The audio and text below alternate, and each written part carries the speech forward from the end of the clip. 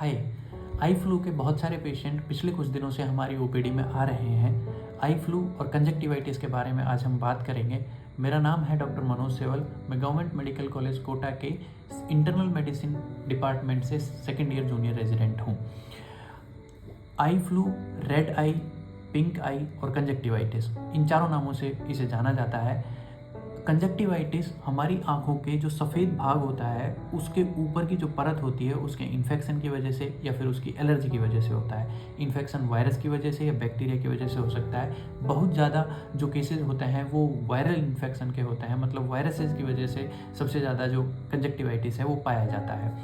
आजकल इसके केसेस इसलिए ज़्यादा आ रहे हैं क्योंकि बारिश का पानी जो है वो थोड़ा इन्फेक्टेड हो गया है और दूसरा वातावरण में थोड़ा बदलाव हो गया है, उसकी वजह से इसके बहुत सारे केसेस अभी निकल कर आ रहे हैं। इसके लक्षणों के बारे में यदि हम बात करें तो इसके लक्षणों में आंखों का लाल हो जाना, आंखों में सूजन आना, बार बार खुजली चलना और बार बार आंसू आना, और हमारी आंखों से कई बार चिपचिपा पदार्थ स्रावित होता है जिसकी वजह से जो हमारी पलकें हैं वो एक दूसरे से चिपक जाती हैं। तो हमारी पलकों का एक दूसरे से चिपक जाना और कई बार आंखों के चारों तरफ पपड़ी बन जाती है, ये सारे लक्षण इसके जो कंजक्टिवाइटिस है उसके होते हैं।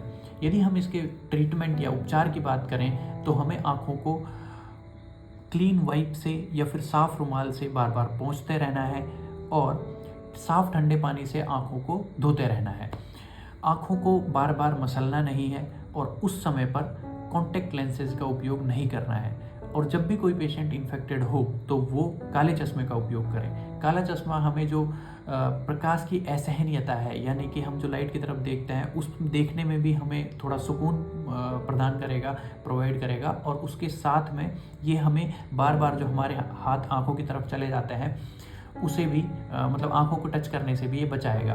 अगर हम इसके होम रेमेडीज़ के बारे में बात करें तो कोल्ड कंप्रेसेस या फिर आर्टिफिशियल टीयर ड्रॉप्स का हम यूज़ कर सकते हैं।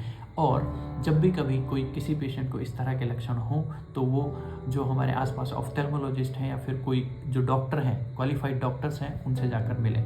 यदि हम इसके बचाव की बात करें, मान लो हमारे घर में किसी को ये हो गया है, तो बचाव की यदि बात करें तो हमें बार बार अपने हाथों को साबुन और पानी से धोते रहना है और किसी भी चीज़ को छूने के बाद हमें सैनिटाइज़र का उपयोग करना है।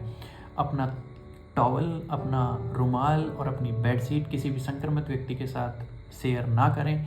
आसपास की जो जगह है अपनी उसे साफ़ सुथरी रखें और भीड़ भाड़ वाली जगहों से दूर रहें।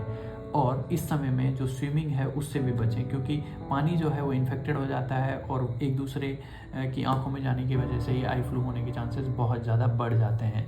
एक बोनस पॉइंट ये है कि कभी भी एक दूसरे की आंखों में देखने की वजह से नहीं होता है, क्योंकि ये संक्रामक बीमारी है। ये आंखों में देखने की वजह से कैसे हो सकता है?